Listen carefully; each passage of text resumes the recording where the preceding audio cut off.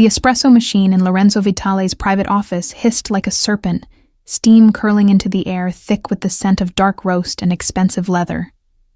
I stood at the mahogany sideboard, preparing his third café of the morning with the practiced efficiency of 6 months under his employment, though under felt like the wrong preposition.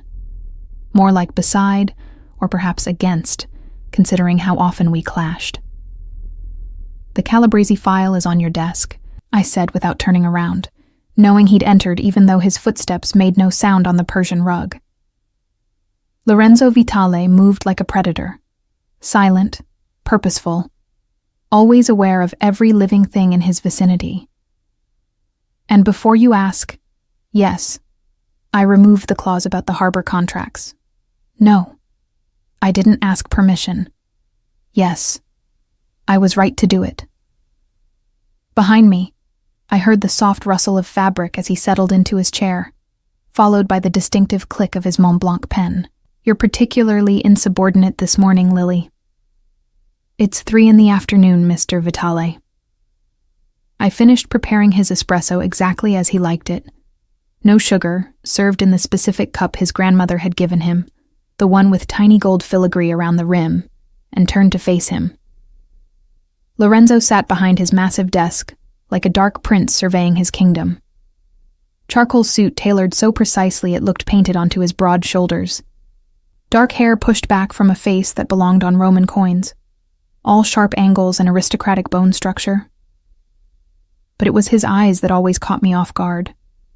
Storm gray and relentlessly intelligent, capable of reading every micro-expression, every tiny tell.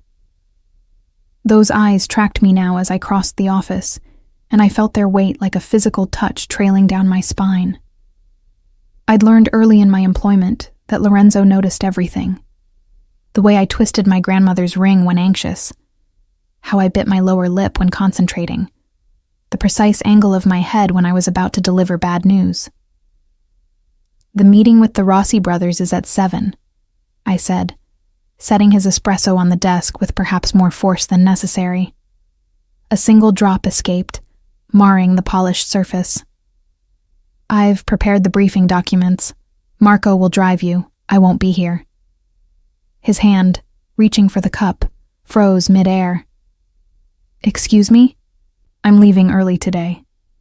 I kept my voice steady, professional, even as my heart began its familiar staccato whenever Lorenzo's attention fully focused on me. "I have plans." Plans. He repeated the word as if I'd spoken in a foreign language. His fingers drummed once against the desk, an unusual tell of irritation from a man who'd built his reputation on absolute control. "What kind of plans?" "Personal ones." The silence that followed stretched like pulled taffy. Through the floor-to-ceiling windows behind him, Manhattan glittered in the late afternoon sun, all steel and glass and money. From this height, in this office, Lorenzo Vitale surveyed an empire that extended far beyond legitimate real estate holdings and import businesses. Everyone knew what he really was, though no one said it aloud. Not if they valued their continued good health.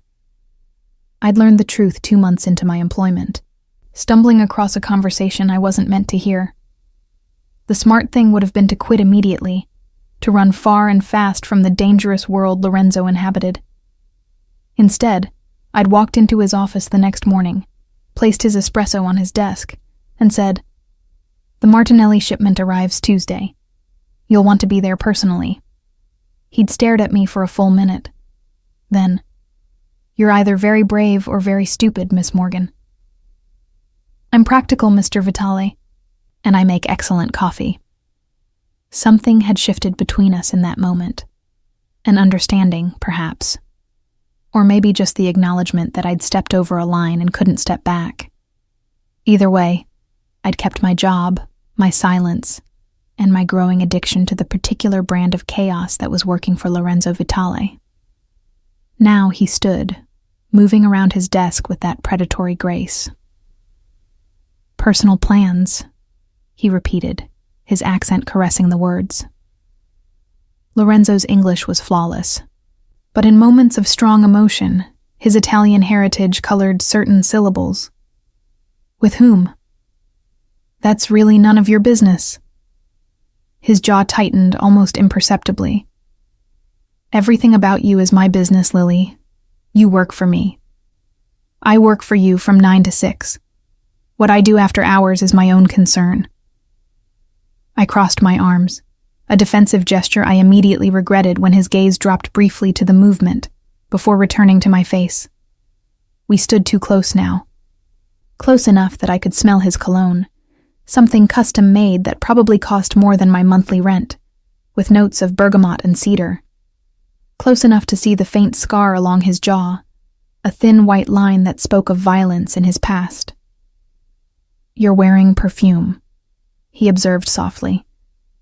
You never wear perfume to the office. My pulse jumped. I dabbed on my favorite scent while getting ready, a subtle vanilla and jasmine blend. The fact that he'd noticed, that he knew my typical routines well enough to identify this deviation, sent a flutter through my stomach that had nothing to do with fear. Perhaps I felt like it today. His eyes narrowed slightly. And your hair. You usually wear it up. My hand moved instinctively to the loose waves falling past my shoulders. I'd spent an hour with a curling iron this morning, something I rarely bothered with for work. I have a date, Mr. Vitale. Is that acceptable to you, or do I need written permission to have a personal life? The temperature in the office seemed to drop several degrees. Lorenzo's expression didn't change. He was too controlled for that. But something dark and dangerous flickered in his storm-gray eyes. A date. His voice was silk over steel. Yes, a date. That thing where two people who aren't employer and employee go out and enjoy each other's company. I regretted the sharp tone, even as the words left my mouth. 6 months of working for Lorenzo had taught me that poking the bear was thrilling, but rarely wise. And who is this fortunate individual? His name is Tyler. We met at Sophia's birthday party last week. I grabbed my purse from where I'd left it on the side table, suddenly desperate to escape the suffocating intensity of Lorenzo's scrutiny. Now, if you'll excuse me, I need to go home and change. I made it 3 steps toward the door before his voice stopped me. Change into what exactly? Clothes, Mr. Vitale. It's generally frowned upon to go to dinner naked. His jaw muscle jumped, the only sign of his irritation. You know what I mean. I turned back, inexplicably annoyed by his questioning. 6 months of his orders, his criticisms, his occasional rare praise that felt like winning the lottery. 6 months of watching him parade through the office with a rotating cast of beautiful women, each more stunning than the last. 6 months of pretending I didn't feel anything when he stood too close, when his hand brushed mine passing documents, when he called me into his office late at night, and I caught him watching me with an expression I couldn't quite read. Something nice, I said, my voice sharper than I intended. Something that makes me feel pretty. Is that all right with you? Or do you need to approve my wardrobe choices as well? For a moment, Lorenzo said nothing. Then, be careful, Lily. You don't know what kind of men are out there. The concern in his voice, genuine concern, caught me off guard. I softened slightly. I'll be fine. Tyler's a stockbroker. Very respectable. Stockbrokers can be dangerous too. Not as dangerous as some people I could mention. The words slipped out before I could stop them, and I immediately regretted them when I saw Lorenzo's expression shudder completely. 5 o'clock, he said, his voice now purely professional. Cold. Don't be late tomorrow. I nodded and fled, my heels clicking rapidly against the marble floor of the outer office. My hands trembled slightly as I gathered my things, adrenaline and something else, something I didn't want to examine too closely, flooding my system. Lucia, the receptionist, looked up from her desk with knowing eyes. Trouble in paradise? There is no paradise, I muttered, jabbing the elevator button repeatedly. Just a very bossy man who doesn't understand boundaries. Lucia's smile was sly. If you say so. The elevator ride down 43 floors gave me time to collect myself. This was ridiculous. Lorenzo Vitale was my boss. A dangerous man. A man who lived in a world of violence and power that I wanted no part of. The fact that he made my pulse race and my skin flush was irrelevant. Inconvenient. A complication I absolutely could not afford. Tyler was safe. Normal. Boring. Perhaps, but boring was good. Boring meant I could sleep without worrying about men in dark suits showing up at my door. Boring meant a future that didn't involve federal investigations or rival family disputes. Boring meant not feeling like I was perpetually standing at the edge of a cliff, simultaneously terrified of falling and desperate to jump. My apartment was a modest one-bedroom in Queens, a 40-minute subway ride from Lorenzo's Fifth Avenue tower. I showered quickly, trying to wash away the lingering tension from our confrontation. The red dress hung on my closet door where I'd left it this morning, an impulse purchase I'd made last week, telling myself I deserved something pretty, even if it cost more than I should have spent. The fabric was silk, the color a deep crimson that made my skin glow. The neckline was modest, but the dress hugged every curve before flaring slightly at my knees. I'd never worn anything like it, never had a reason to. I studied myself in the full-length mirror, barely recognizing the woman staring back. With my hair in loose curls, subtle makeup highlighting my features, and the red dress transforming me into someone confident and alluring, I looked like I belonged in Lorenzo's world. Like I could walk into any 5-star restaurant and command attention. The thought made me uncomfortable and thrilled in equal measure. My phone buzzed with a text from Tyler. Running 15 min late. Meet you at Ricci's at 8? I confirmed and grabbed my clutch, trying to ignore the tight feeling in my chest. This was good. This was normal. This was what regular people did. They went on dates with nice, boring men who didn't make them feel like they were constantly playing with fire. The restaurant Tyler had chosen was upscale Italian, all dim lighting and white tablecloths. I arrived first, giving my name to the hostess and following her to a table near the back. The space was crowded with the dinner rush, conversations creating a pleasant hum of background noise. I ordered a glass of wine and waited, people watching to pass the time.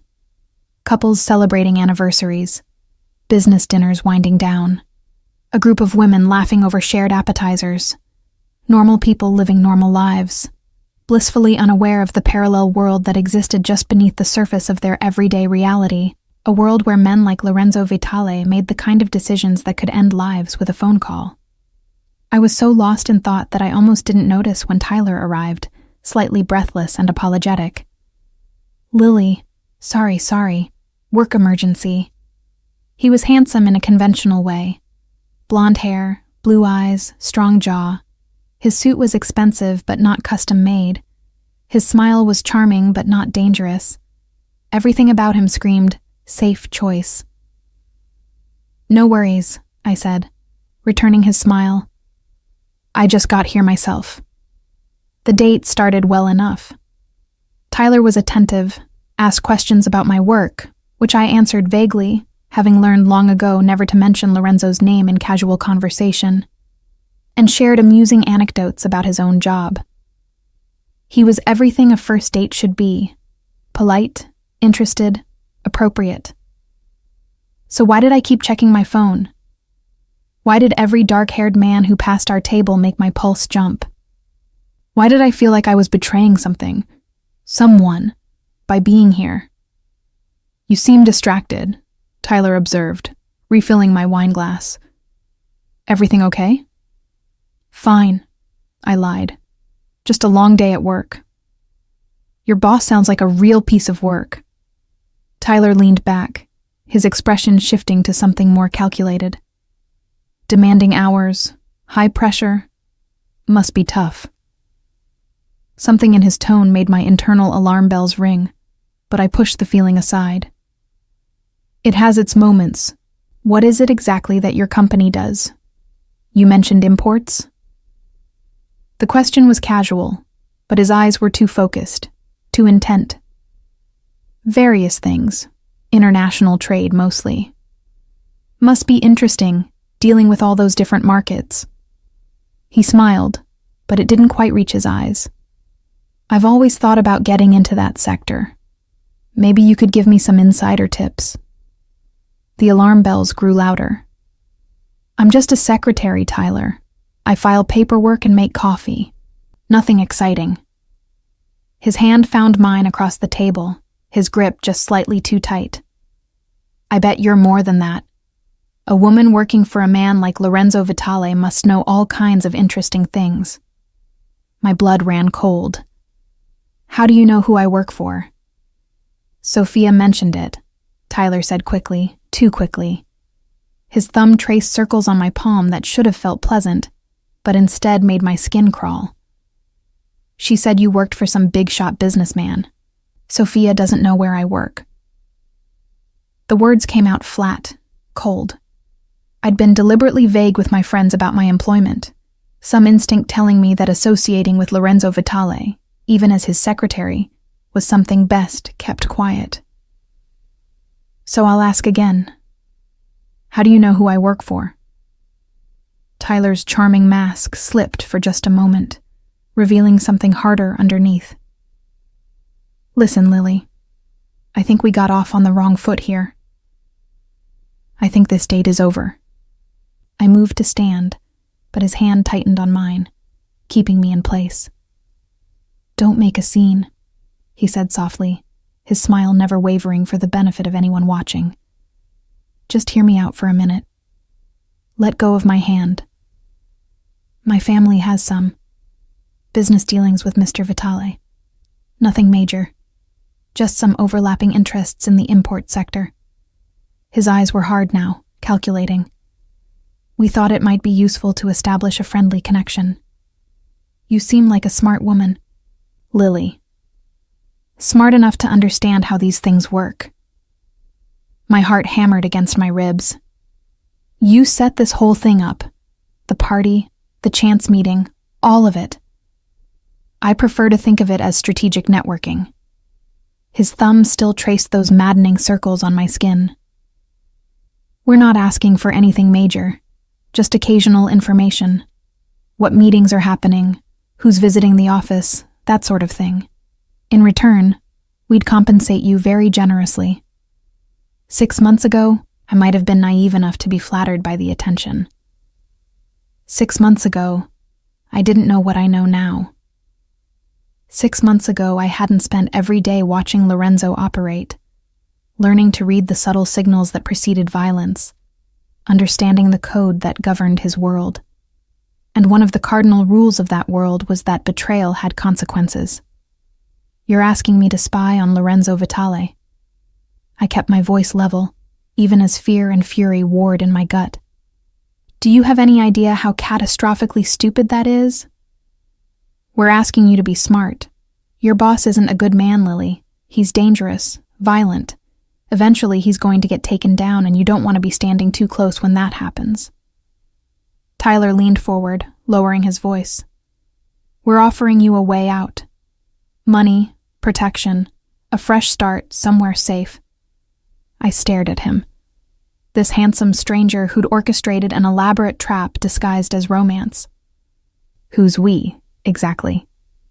People who can protect you from Vitale when he finds out you know too much. Or people who want to use me against him and will kill me the moment I'm no longer useful.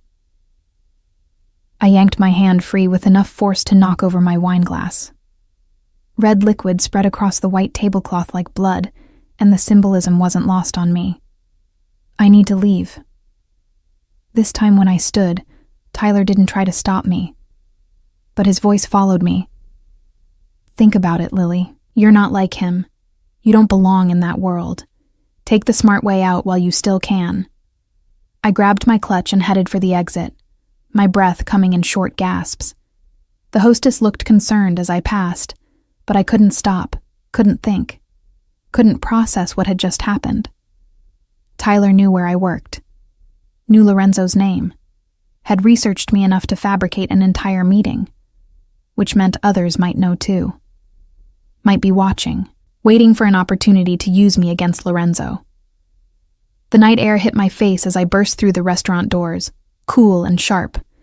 I stood on the sidewalk, trying to orient myself, trying to remember how to breathe normally. My phone buzzed in my clutch, probably Tyler, sending some follow-up message. I ignored it. The smart thing would be to go home, lock my doors, and start updating my resume. Tomorrow morning, I'd walk into Lorenzo's office and quit. Get out before whatever power play Tyler's family was orchestrating caught me in the crossfire. That was the smart thing. But standing there on that Manhattan sidewalk, the red dress suddenly feeling like a target rather than armor, I found myself thinking about something Lorenzo had said once, late one night when we'd been working alone in the office. We'd been discussing a business rival who'd made an aggressive move, trying to undercut one of Lorenzo's contracts. Predators can sense fear, he'd said, not looking up from the documents he was reviewing. The moment you show it, you become prey. The trick is to decide whether you're going to run or bare your teeth. At the time, I'd thought he was talking about business negotiation. Now, I understood it was a philosophy he lived by. I pulled out my phone, scrolling past Tyler's messages to find the number I'd only ever used for emergencies. Lorenzo had programmed it into my phone my first week, instructing me to call if I ever felt unsafe. I'd laughed at the time, calling him paranoid. I wasn't laughing now. He answered on the first ring. Lily. His voice was different than at the office, rougher, more intimate, like he'd been waiting for my call. Where are you? Ricci's on West 54th. I need... My voice cracked, and I hated myself for the weakness. Can you send someone to pick me up? I don't want to take the subway. Silence for 3 seconds that felt like 3 hours. Then, don't move. I'm 5 minutes away. You're where? But he'd already hung up. I stood under the restaurant's awning, shivering despite the mild evening temperature. 5 minutes later, a sleek black Mercedes pulled up to the curb. The driver's window lowered, revealing not one of Lorenzo's usual drivers, but the man himself. He wore the same charcoal suit from earlier, though he'd loosened his tie and undone the top button of his shirt. His hair was slightly disheveled, like he'd been running his hands through it. And his expression, when his gray eyes found mine, was absolutely murderous. Get in the car, Lily. I obeyed, sliding into the passenger seat. The leather was warm, and the interior smelled like his cologne. Lorenzo didn't pull away immediately, just sat there staring straight ahead, his hands gripping the steering wheel so tightly his knuckles went white. What happened? His voice was terrifyingly calm. Did he hurt you? No, not physically. I tried to find the right words to explain. Lorenzo, he knew who you are. He knew I work for you. He tried to recruit me to spy for his family. Lorenzo's jaw muscle jumped. What family? He didn't say exactly. Just said they had overlapping business interests with you in the import sector. Tyler what? His eyes cut to mine. What's his last name? I don't know. We met at Sophia's party, or at least I thought we did. The pieces were clicking into place, each one more damning than the last.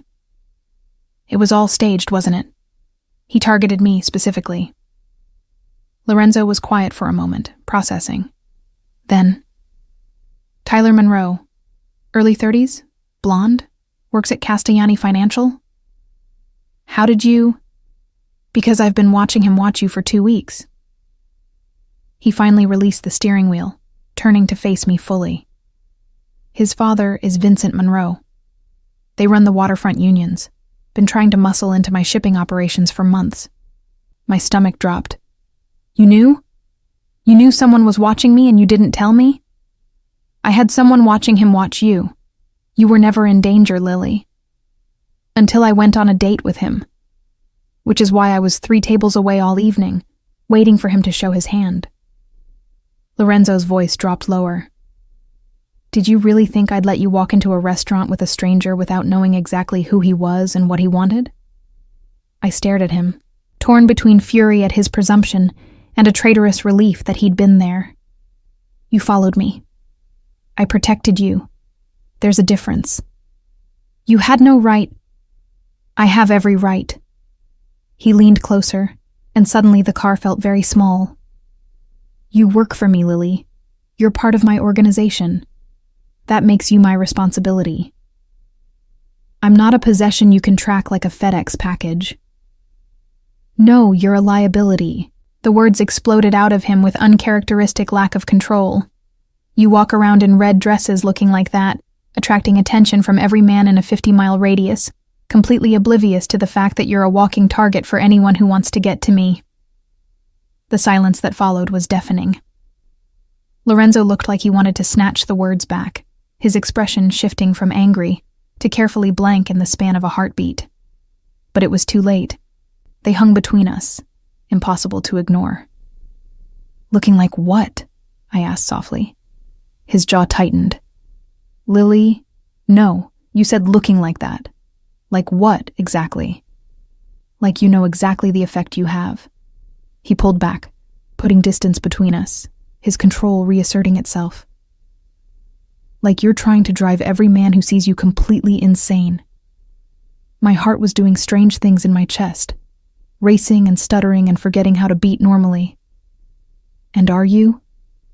Insane? Lorenzo didn't answer for a long moment. Then, instead of responding, he started the car and pulled into traffic with perhaps more aggression than necessary. We drove in loaded silence through Manhattan, the city lights streaking past the windows. I should have been processing the danger I'd just escaped, Tyler's proposition, the implications of rival families taking an interest in me. Instead, all I could think about was the way Lorenzo's hands gripped the steering wheel, the muscle jumping in his jaw, the careful way he was not looking at me. Where are we going? I finally asked when I realized we were heading uptown, away from Queens. My place. We need to talk, and I don't trust your apartment's security. My apartment is fine. Your apartment has locks a teenager could pick and neighbors who wouldn't notice if someone carried you out screaming. He took a sharp turn. You're staying with me tonight. Tomorrow, we'll discuss permanent arrangements. Permanent arrangements? I twisted in my seat to face him. Lorenzo, I'm not moving into your penthouse just because one guy tried to recruit me. One guy from a family that now knows you're close to me. One guy who will absolutely try again, or send someone else to try. One guy who demonstrated very clearly that you are no longer safe living alone in a neighborhood with minimal security. He had a point, much as I hated to admit it. Tyler knew where I lived, probably knew my routines. The thought of going back to my apartment, of lying in bed wondering if every sound was someone breaking in, made my skin crawl. Just for tonight, I conceded. Then we figure out a real solution. We'll see. His building was one of those exclusive high-rises where the doorman knew you by name, and the elevator required a keycard. We rode up to the top floor in silence, the tension between us thick enough to cut. I'd never been to Lorenzo's home, had never imagined I would be. It felt strangely intimate, crossing this threshold from professional to personal. The penthouse was exactly what I'd expected and nothing like it at the same time. Sleek modern furniture, floor-to-ceiling windows offering a view that probably cost more than my parents' house. Kitchen full of professional-grade appliances that looked barely used.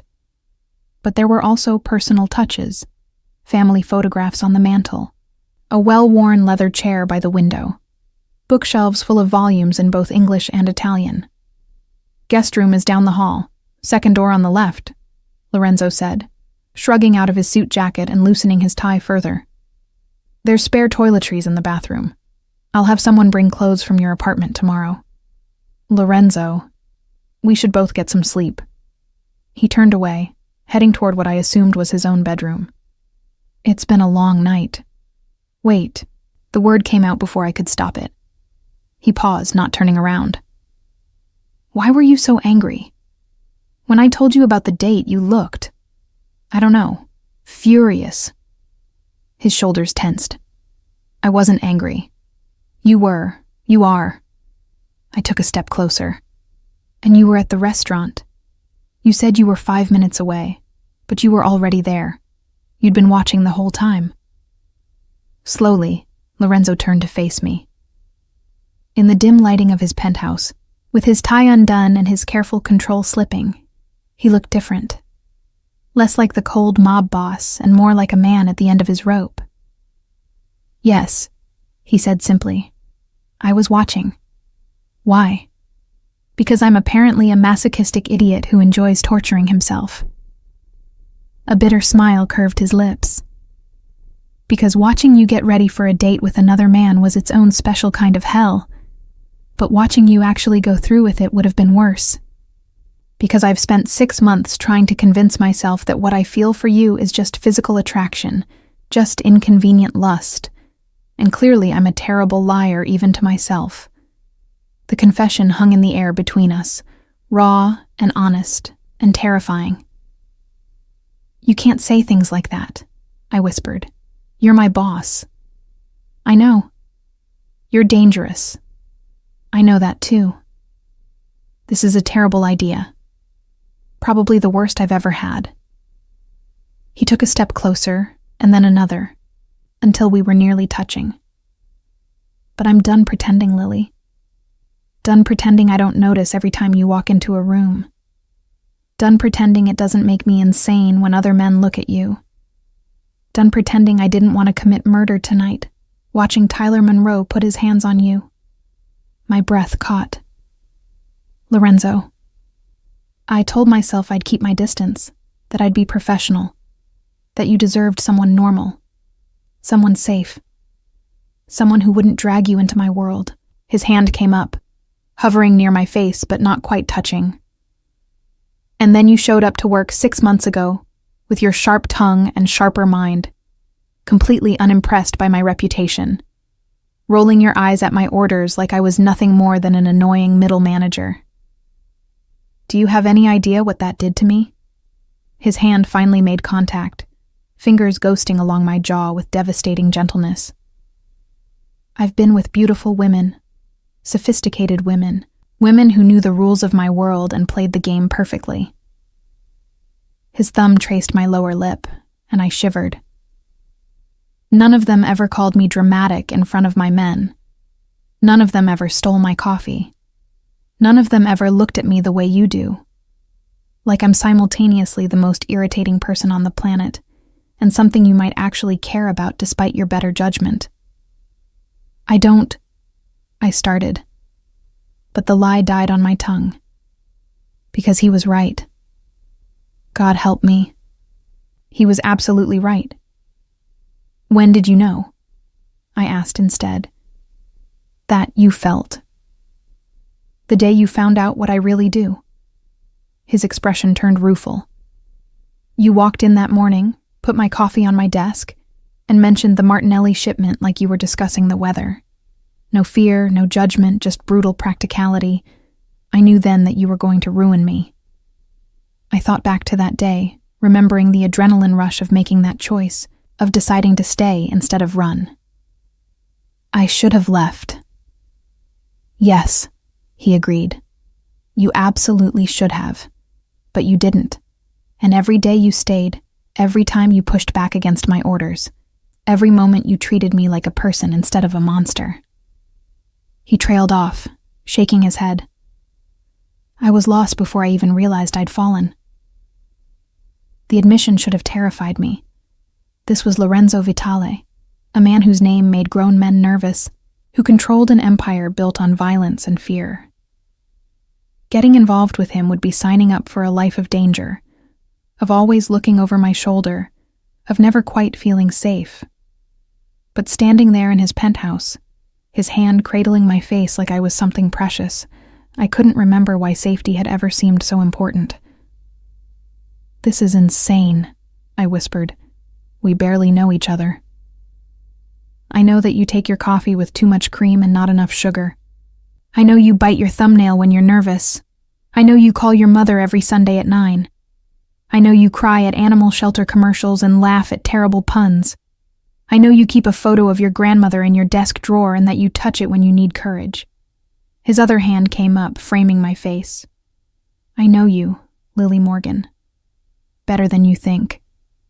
And I knew him too, I realized. Knew that he read spy novels in Italian when he couldn't sleep. Knew he preferred his espresso dark and bitter, like his humor. Knew he had a scar on his ribs from a knife fight at 17, and that his mother's death had nearly destroyed him. Knew he donated anonymously to literacy programs, and that he'd once stopped a business meeting to help a lost child find her parents. Knew that beneath the cold exterior was a man capable of devastating tenderness. I'm scared, I admitted. You should be. This isn't some fairy tale, Lily. My life is dangerous. My enemies are ruthless. Getting close to me puts a target on your back that will never disappear. His thumbs stroked my cheekbones. But I'm also tired of pretending I can keep my distance. Tired of watching you from across the office and imagining what it would be like to touch you, to kiss you, to hear you say my name without that professional distance in your voice. Lorenzo, I breathed, and his eyes darkened. Like that, he said roughly. Exactly like that. The first kiss was gentle, questioning. His lips barely brushed mine, giving me every opportunity to pull away. When I didn't, when I leaned in instead, the tenderness shattered. His hand slid into my hair, tilting my head for better access as he kissed me like a man starving. Like 6 months of restraint had finally broken. I gripped his shirt, pulling him closer, drowning in the taste of him. He tasted like danger and desire and everything I'd been denying I wanted. His hands roamed my back, fingers tracing the zipper of the red dress, and I arched into his touch. This dress, he muttered against my lips. Do you have any idea what it did to me, seeing you in this dress? Tell me, I challenged, and his eyes flashed with dark promise. Later. Right now, I want it off you. He walked me backward toward his bedroom, our lips never breaking contact. The room was dark save for the city lights streaming through the windows, but I didn't care. All that mattered was Lorenzo's hands on my skin, his mouth trailing fire down my neck, the way he said my name like a prayer and a curse. The zipper of the red dress whispered open. Cool air hit my heated skin, and then Lorenzo's hands were there, warm and possessive. The dress pulled at my feet, leaving me in just my underwear and heels, feeling both vulnerable and powerful under his hungry gaze. Beautiful, he murmured, and the reverence in his voice sent shivers down my spine. So beautiful it hurts to look at you. I reached for his shirt, fumbling with the buttons. He helped me, shrugging out of it impatiently. In the dim light, I could see the scar he'd told me about, along with others I didn't know the stories behind. Evidence of a violent life, of danger survived. I traced one with my fingertips, feeling him shudder under my touch. These are who you are, I said softly. But they're not all you are. Something vulnerable flashed in his eyes. Then he was kissing me again, and thought became impossible. There was only sensation. His hands, his mouth, the slide of skin against skin.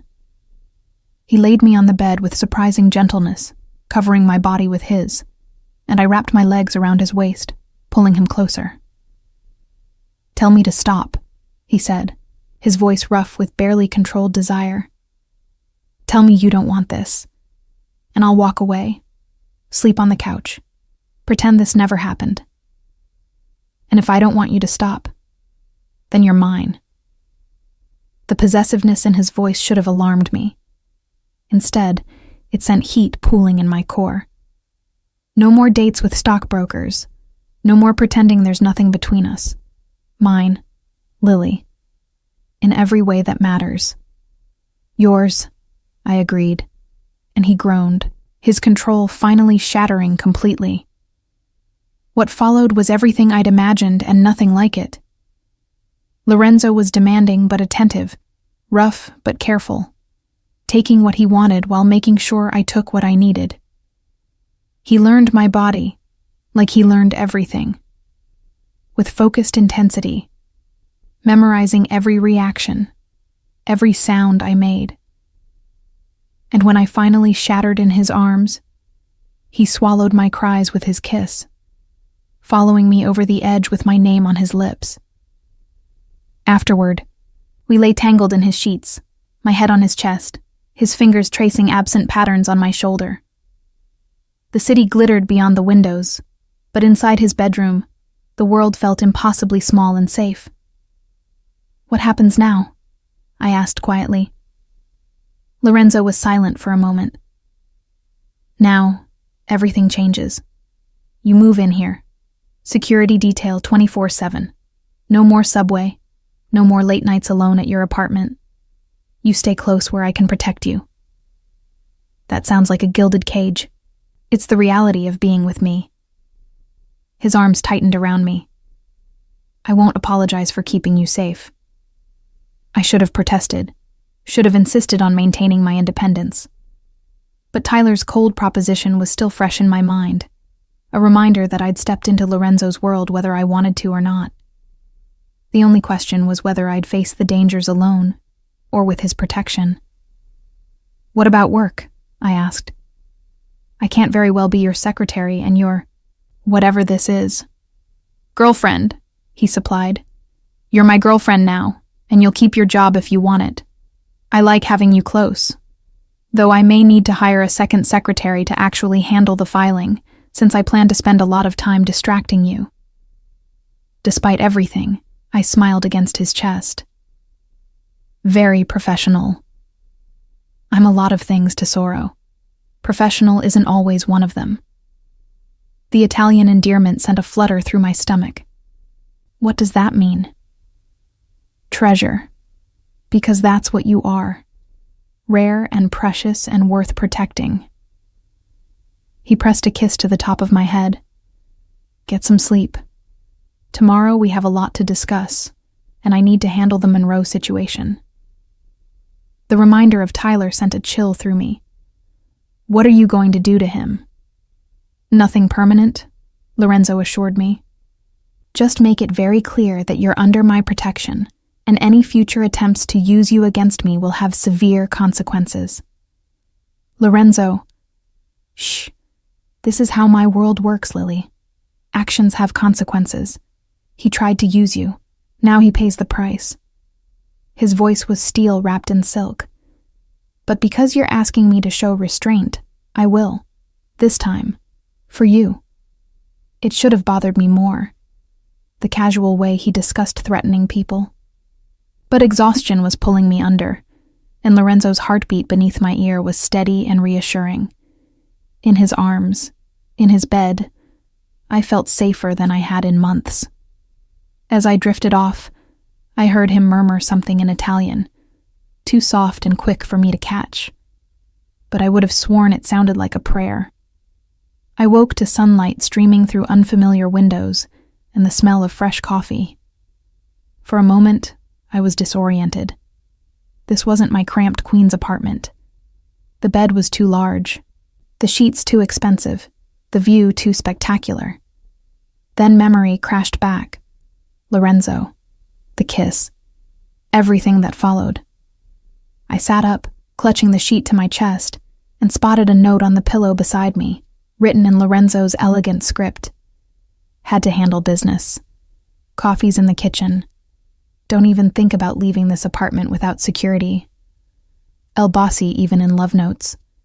Some things never changed. I found one of his shirts, white dress shirt that fell to mid-thigh on me, and padded out to the kitchen.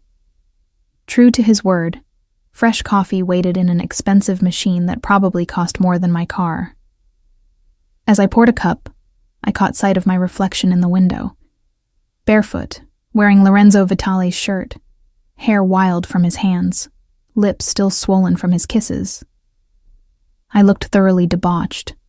I looked happy. I looked terrified. Because this was real now, not some fantasy I could dismiss as inappropriate workplace attraction. Not something I could keep separate from my actual life. Lorenzo had claimed me, and in his world, that kind of claim came with consequences. My phone buzzed on the counter. Lorenzo's security must have retrieved it from my clutch. Messages were flooding in. 3 from Sophia demanding to know how the date went. 2 from an unknown number that made my blood run cold. Last night was a misunderstanding. Let's talk, Tyler. And then, 5 minutes later, don't make this harder than it needs to be. My family can make your life very difficult. I was staring at the messages, trying to decide if I should tell Lorenzo or handle it myself, when the penthouse door opened. Lorenzo strode in, still wearing last night's clothes, but somehow looking impeccable. His eyes found me immediately, and something dark and possessive flashed in their depths. "Good morning," he said. Crossing the space between us, he cupped my face, kissing me thoroughly. "You're wearing my shirt." I didn't have much choice. Someone ripped my dress. "I'll buy you 10 more. His thumb traced my lower lip. "Though I prefer you like this, marked as mine." "So possessive," I murmured against his mouth, but I was smiling. "You have no idea." He pulled back slightly, his expression turning serious. "Tyler sent you messages." Not a question. Of course he knew. "You're monitoring my phone." "I'm protecting you," he corrected. "There's a difference. And yes, I saw the messages. Marco is already handling it." "Handling it how?" Lorenzo's smile was cold. "Let's just say Tyler Monroe will be very busy explaining to his father why he threatened a woman under my protection. By the end of the day, the entire Monroe family will understand that you are completely off limits." The reminder of the violence lurking beneath Lorenzo's polished surface should have frightened me. Instead, I found myself grateful for it. Tyler's threats had rattled me more than I wanted to admit. Knowing Lorenzo was handling it allowed me to breathe easier.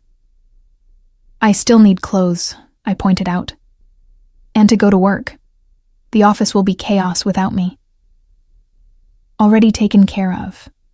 Marco sent your assistant Rosa to your apartment to pack some things. She should be here within the hour." He guided me to the kitchen island, pressing me onto a bar stool. "As for work, you're taking the day off. We need to discuss security arrangements." "Lorenzo, I can't just not show up. You're the boss's girlfriend now. You can do whatever you want." He moved around the kitchen with surprising competence, pulling out ingredients for breakfast. "Besides, after last night's drama, you need a day to decompress." I watched him crack eggs into a bowl, trying to reconcile this domestic version of Lorenzo with the cold mob boss I'd worked for. "You cook?" My mother insisted all her children learn. She said depending on others for basic survival was a weakness. His expression softened with memory. She also said the way to a person's heart was through their stomach, though she usually meant it more romantically. "Tell me about her." I'd heard him mention his mother before, but always in passing. Always with that mix of love and grief that meant the loss was still raw. Lorenzo was quiet for a moment, focusing on whisking the eggs. She was fierce. Tiny woman, barely 5 feet tall, but when she walked into a room, everyone paid attention. She ran the family legitimately. Restaurants, import business, while my father handled the less legal side. He poured the eggs into a hot pan. "She died when I was 23. Heart attack. Sudden. One day she was arguing with me about my choice of girlfriend. The next day she was gone. I'm sorry. So was I. Still am." He plated the omelet with practiced ease, adding toast and fresh fruit. "She would have liked you. Your stubbornness.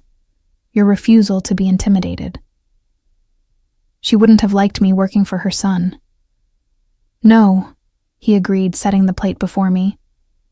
She would have hated that part. But she would have respected that you survived 6 months dealing with me without quitting or committing murder. That takes a special kind of patience. I took a bite of the omelet, perfectly cooked, seasoned just right. This is delicious. How did you know I liked mushrooms and Gruyere? Because I pay attention to Soro. I always pay attention to you. He leaned against the counter, coffee cup in hand, watching me eat with satisfaction. Which is why I know you're worried about more than just Tyler's messages. Damn him for being so observant. I'm worried about what this means. Us. Your world isn't exactly safe, Lorenzo. No, it's not. But you've been in my world for 6 months already, whether we were together or not. At least now, I can protect you openly, instead of from the shadows. He set down his cup, moving to stand before me. I know what I'm asking you to accept. The danger, the scrutiny, the fact that my enemies might target you to get to me. If you want to walk away, I'll make sure you're relocated somewhere safe, somewhere they'll never find you. New identity, new life, complete protection. The offer should have been tempting. A chance to escape, to return to normalcy. But the thought of leaving Lorenzo, of never seeing him again, never feeling his hands on me, never hearing him call me tesoro, made my chest ache. And if I don't want to walk away, then you stay here, where I can keep you safe. You keep your job if you want it, though we'll need to be discreet at the office. And you accept that you're mine now, in every way that matters. His hands found my hips, pulling me closer. You accept the guards, the security, the limitations on your freedom, because your safety matters more to me than your independence. That's a lot to ask. I know, but I'm a selfish bastard, Lily. I've wanted you from the moment you walked into my office, and now that I have you, I'm not letting go. His forehead pressed against mine. Tell me you'll stay. I should have thought it through more carefully. Should have made a list of pros and cons, weighed my options rationally. Instead, I found myself saying, I'll stay. But I have conditions. His lips curved. Of course you do. Name them. First, I keep working. I'm not a kept woman, Lorenzo. I need purpose. Agreed. Second, you don't make decisions about my safety without consulting me. I'm not a child to be protected without explanation. That one's negotiable. If there's immediate danger, then you explain it to me as soon as possible after. I held his gaze. I'm serious. I can handle the truth. What I can't handle is being kept in the dark. He considered for a moment, then nodded. Fair enough. What else? Third, no lying. About anything. I'd rather deal with a hard truth than a comfortable lie. I can work with that. His hand slid up my sides. Any other demands? Just one. I tangled my fingers in his hair, pulling him closer. You have to remember that I'm with you, because I want to be, not because I'm afraid to leave. The moment this becomes a cage instead of a choice, I'm gone. Something vulnerable flashed in his eyes. I can't promise you'll always feel free. My world has constraints that aren't negotiable, but I can promise I'll never trap you deliberately. If you want to leave, I won't stop you. Liar, I said softly. You'd hunt me to the ends of the earth. Probably, he admitted, but I'd make sure you chose to come back willingly. Before I could respond, his phone buzzed. He glanced at it, his expression darkening. Marco, the Monroe situation has escalated. Escalated how? Lorenzo's jaw tightened. Vincent Monroe has requested a meeting, tonight. He wants to discuss mutual interests and the misunderstanding with his son. He looked at me, calculating. He's going to try to smooth things over, offer compensation for Tyler's behavior. And you're going to refuse. I'm going to make it very clear that any further contact with you will result in war." His voice was cold, detached, the mob boss firmly back in place. "Then I'm going to ensure the Monroe family understands that targeting you was the biggest mistake they've ever made." A knock at the door interrupted us. Lorenzo tensed, one hand moving to the small of his back, where I knew he kept a gun. But then he relaxed. "That'll be Rosa with your things." He wasn't wrong. His assistant appeared with 2 large suitcases and several shopping bags. "Miss Morgan," she greeted me with a knowing smile. "I hope I packed everything you might need. If anything's missing, just let me know." "Thank you, Rosa." I tried not to feel awkward about the fact that she'd just seen me in Lorenzo's shirt, clearly having spent the night. But she seemed completely unbothered, as if her boss starting a relationship with his secretary was the most normal thing in the world. After she left, I took the bags to the guest room to change, trying to ignore the fact that Lorenzo followed me, leaning against the doorframe and watching me with dark, hungry eyes. "You're very distracting," I told him, pulling out jeans and a soft sweater. "That's the idea." He crossed the room, spinning me to face him. "You're not sleeping in the guest room anymore." "Lorenzo." "You're mine now, Lily. That means you sleep in my bed, wake up in my arms. Let me know you're safe every night." His hands framed my face. "I need that. Need you close." The vulnerability in his admission undid me. "Okay. But you have to promise not to hog the covers." He smiled, that rare, genuine smile that transformed his face. "I promise nothing. I'm Italian. We're territorial about everything, including blankets." The rest of the day passed in a strange bubble of domesticity. Lorenzo worked from home, taking calls in his study while I explored the penthouse and tried to wrap my head around my new reality. Every so often, he'd emerge to check on me, pulling me into kisses that left me breathless. As evening approached, his mood shifted. The meeting with Vincent Monroe was scheduled for 9 at one of Lorenzo's restaurants, neutral territory with plenty of security. I could see the tension building in his shoulders, the cold focus settling over his features. "I want to come with you," I said, as he was preparing to leave. Lorenzo turned from where he'd been checking his gun. "Absolutely not. He's going to be discussing me. I should be there." "Lily, these meetings can get dangerous. I'm not putting you in the line of fire." "I'm already in the line of fire." I stood my ground, crossing my arms. Tyler targeted me. His father wants to negotiate about me. I deserve to be present for that conversation. Lorenzo studied me for a long moment. Then, surprisingly, he nodded. "Fine, but you stay quiet unless I tell you otherwise. And if things go sideways, you do exactly what Marco tells you. Understood?" "Understood." An hour later, we pulled up to Salvatore's, one of Lorenzo's upscale Italian restaurants in Manhattan. The place was closed to the public tonight, with several of Lorenzo's men stationed at the entrances. As we walked in, I felt the weight of their stares, everyone noting that the boss had brought a woman to a business meeting. Vincent Monroe was already seated at a large table in the center of the dining room, flanked by 2 men who were clearly bodyguards. He was older than I'd expected, probably early 60s, with silver hair and cold blue eyes that assessed me with predatory interest when we approached. "Vitale," he greeted Lorenzo, his gaze never leaving me. "And this must be the young lady who's caused all the trouble." "This is Lily Morgan," Lorenzo said coldly, his hand possessive at the small of my back. "My girlfriend. And the reason we're having this conversation." Vincent's smile didn't reach his eyes. "Your son made a serious error in judgment. Tyler was trying to establish a business relationship.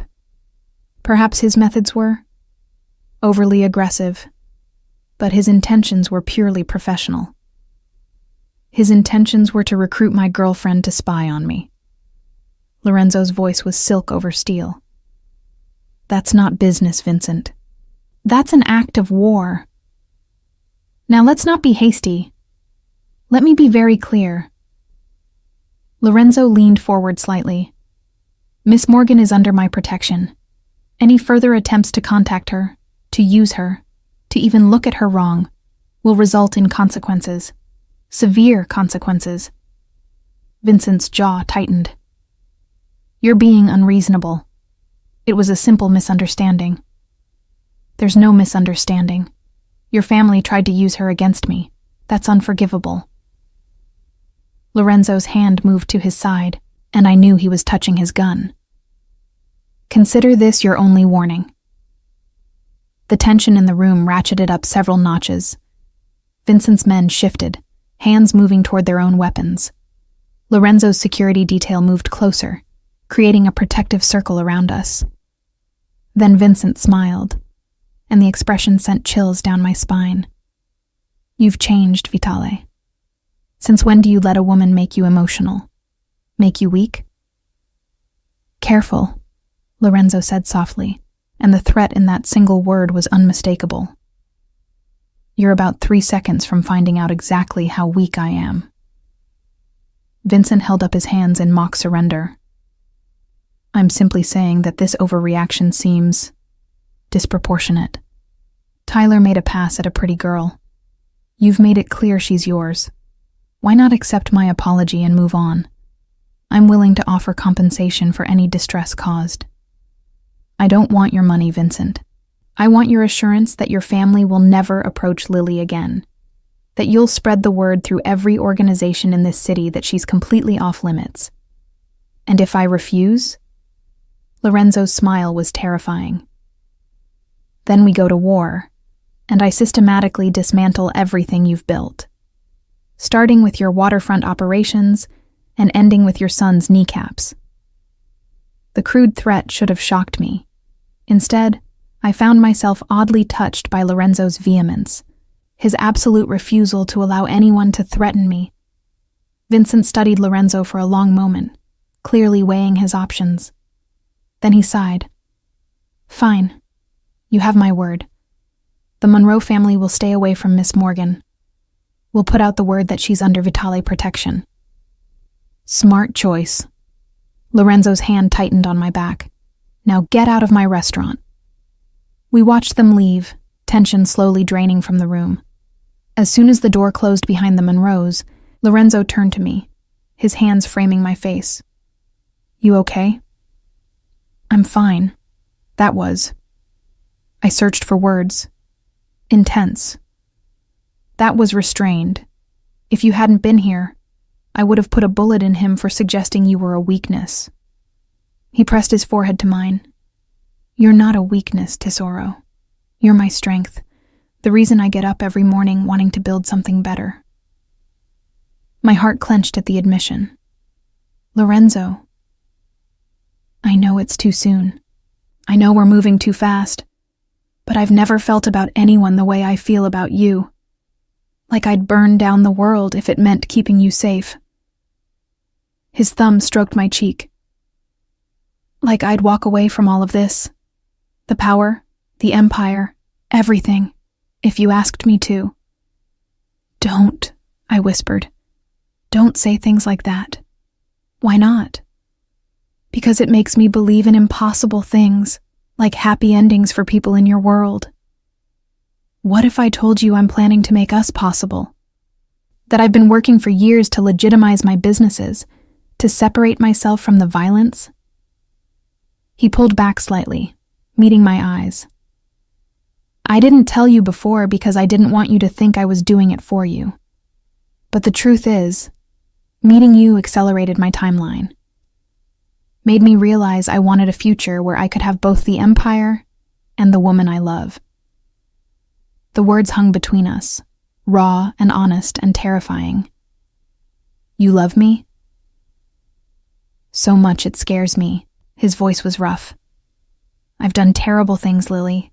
I've hurt people, made choices that haunt me. But with you, I want to be better. Want to deserve you. I kissed him then, pouring everything I couldn't say into the contact. When we finally broke apart, Both breathing hard, I whispered, "Take me home." "With pleasure." The drive back to the penthouse was charged with tension. Lorenzo's hand stayed on my thigh, possessive and warm. Every so often, he'd glance at me with dark eyes that promised exactly what would happen when we were alone. As soon as we were inside, he pressed me against the door, his mouth finding mine with desperate hunger. I wrapped my legs around his waist as he carried me to the bedroom, our clothes leaving a trail behind us. "Mine," he growled against my throat, and I gasped as his teeth scraped sensitive skin. "Yours," I agreed, and he groaned, lifting me onto the bed with surprising gentleness despite the urgency between us. What followed was different from the first time. Slower, more deliberate. Lorenzo took his time learning my body, discovering what made me gasp, what made me moan. And when he finally joined our bodies, it felt like something shifting into place, two pieces of a puzzle that had always been meant to fit together. Later, as we lay tangled in sweaty sheets, his fingers tracing lazy patterns on my skin, I asked the question that had been haunting me since the restaurant. What happens if Vincent doesn't keep his word? Lorenzo's hand stilled. Then I keep mine. War. How many people would die? Too many. His voice was heavy.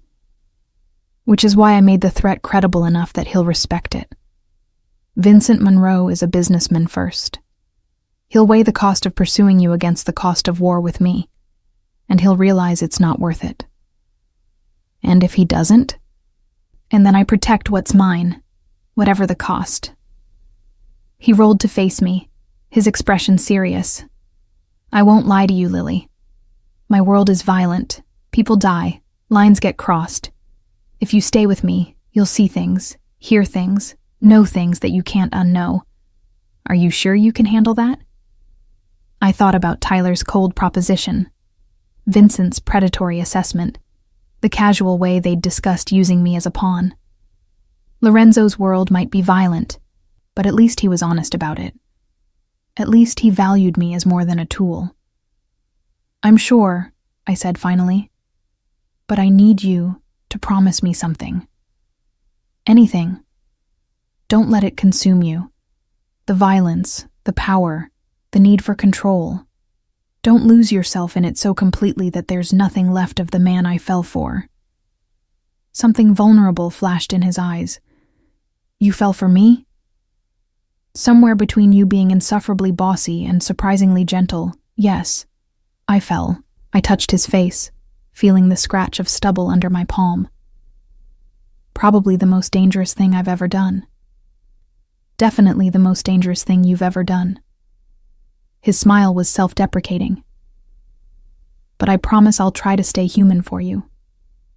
Try to remember there's more to life than power plays and territory wars. That's all I ask. We fell asleep like that, wrapped around each other, the city lights painting patterns on the walls, and for the first time since moving to New York, I felt like I'd found home. Not a place, but a person. The next morning, we established a new routine. Lorenzo made coffee while I showered. We had breakfast together before heading to the office in his car, Marco driving while we reviewed the day's schedule. At work, we maintained professional distance, though I caught him watching me more than once with heated eyes that promised later. It should have been awkward, this transition from boss and secretary to lovers. But somehow it worked. The banter between us took on new layers. The casual touches became loaded with promise. And when we were alone in his office, he'd pull me onto his lap and kiss me until we both forgot why maintaining professional boundaries mattered. We're terrible at discretion, I said one afternoon, adjusting my blouse after a particularly intense makeout session on his desk. I don't care. Lorenzo straightened his tie, looking thoroughly satisfied. Let them talk. Let everyone know you're mine. So possessive. You love it. I couldn't argue with that. A week passed in blissful routine. No more threats from the Monroes. No more late-night danger.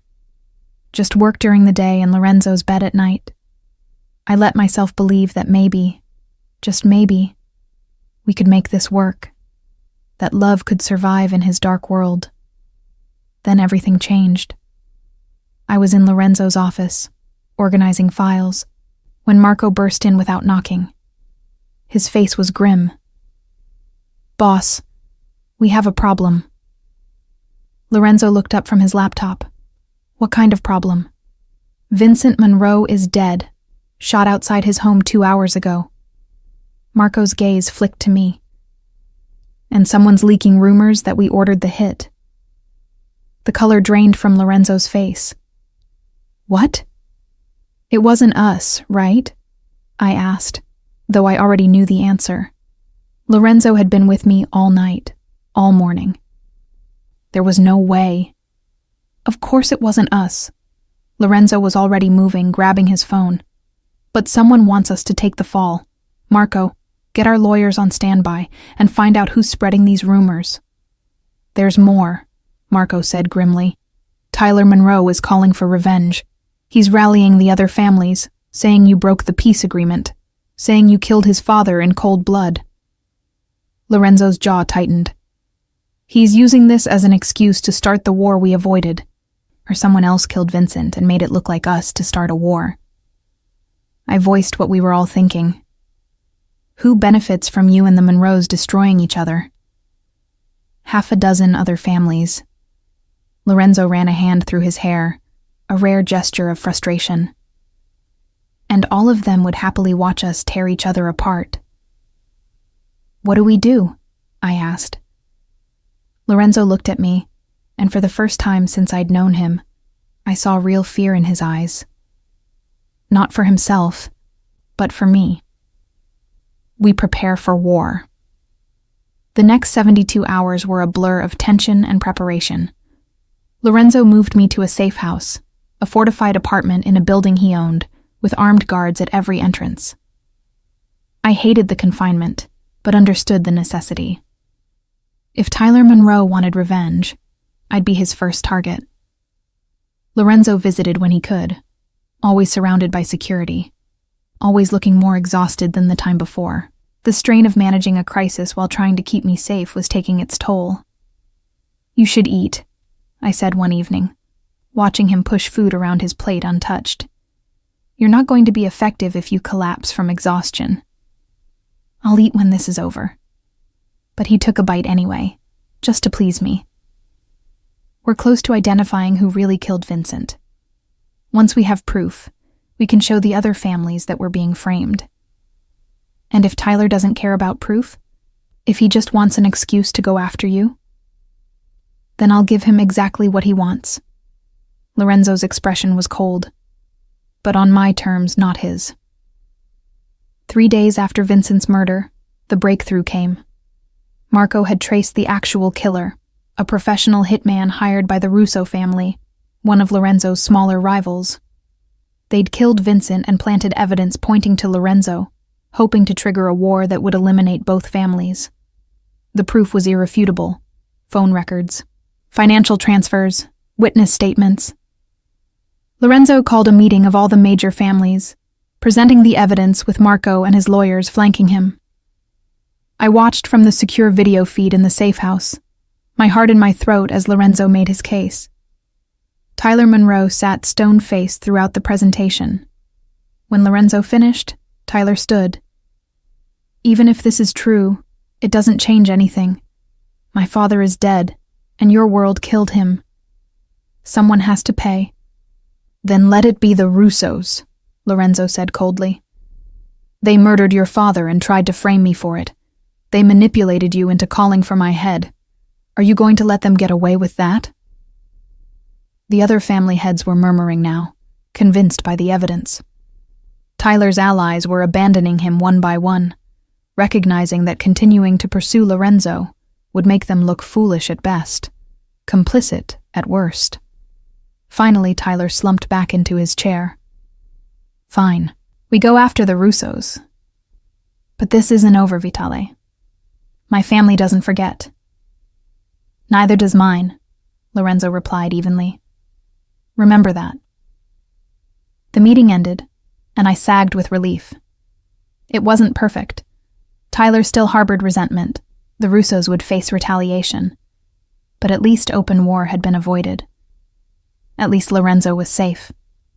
He came to the safe house that night, looking drained, but relieved. I met him at the door, wrapping my arms around him before he could say a word. For a long moment, we just stood there, holding each other, letting the tension drain away. "It's over," he murmured against my hair. "You can come home now."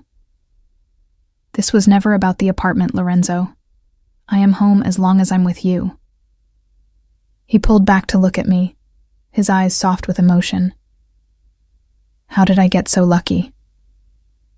I ask myself the same question. I kissed him gently, though I suspect it has something to do with excellent coffee-making skills. He laughed, the sound rusty from days of stress. That must be it. We went back to the penthouse that night, and for the first time in days, I felt like I could breathe. The crisis had passed. We'd survived. But Lorenzo's world had shown its teeth, and I knew it was only a matter of time before the next threat emerged. A month later, things had settled into a new normal. I was back at work, though now everyone knew I was Lorenzo's girlfriend. Some of his associates treated me with new respect, others with thinly veiled disapproval. I didn't care. I had Lorenzo, had meaningful work, had a life that felt purposeful despite its dangers. We were in his office one afternoon when I made the decision that had been building for weeks. I want to learn. Lorenzo looked up from his paperwork. Learn what? Your world. How it works, who the players are, what the rules are. I leaned against his desk. If I'm going to be with you, I need to understand the chessboard. Need to see the moves before they happen. He studied me for a long moment. It's not too late to walk away, you know.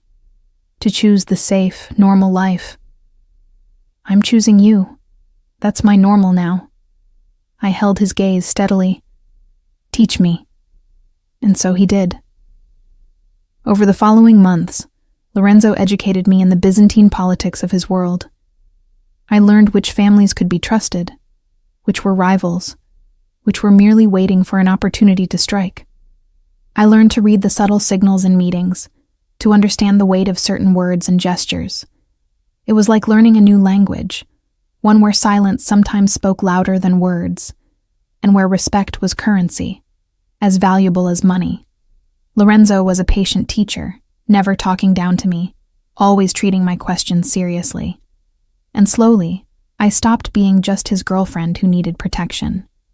I became his partner, someone he consulted on strategy, someone whose insights he valued. "You're good at this," he said one night, after I'd correctly predicted a rival's next move. Scary good. I had an excellent teacher. I curled into his side on the couch, and I pay attention. That you do. His arm tightened around me. I've been thinking about the future. Oh. About what happens when I'm ready to step back from the more dangerous aspects of my business. About who could run things in a way that maintains our power, but reduces the violence. He looked down at me. About whether you'd ever consider being more than just my girlfriend. My heart stuttered. Lorenzo. I'm not proposing, not yet. His thumb stroked my shoulder. But I want you to know that when I do, and I will, it won't just be about love. It'll be about partnership, about building something together that's stronger than either of us alone. That sounds like a Mafia marriage proposal. Because it is. He turned me to face him. In my world, marriage is as much about alliance and partnership as it is about love. I want all of that with you, Lily. Want to bind our lives together in every way that matters. I should have been scared by the intensity of his declaration. Instead, I felt something settle deep in my chest, a certainty I'd never experienced before. Ask me. Not yet. He kissed me softly. When I propose, it'll be perfect. A moment worthy of the woman who changed my life by being impossible to ignore and even harder to resist. 6 months after that first night in the red dress, Lorenzo took me back to Ricci's restaurant, the scene of our first date disaster. But this time, the entire place was closed to everyone but us. Candles lit every surface. A string quartet played softly in the corner. And when Lorenzo knelt beside my chair, a velvet box in his hand, I knew this was the perfect moment he'd promised. "Lily Morgan," he began, his voice steady despite the emotion in his eyes. "You walked into my life in sensible shoes and a cheap suit, completely unimpressed by everything I'd built. You called me dramatic. You stole my coffee. You made me laugh when I'd forgotten I still could. And somewhere between your eye rolls and sharp comebacks, I fell completely, irrevocably in love with you." Tears were already streaming down my face. "I can't promise you safety. My world is too dangerous for that. I can't promise you simplicity. My life is too complicated." His thumb stroked my hand. "But I can promise you everything I have. My heart, my loyalty, my protection, my partnership in building something better than what came before. Marry me, Tesoro.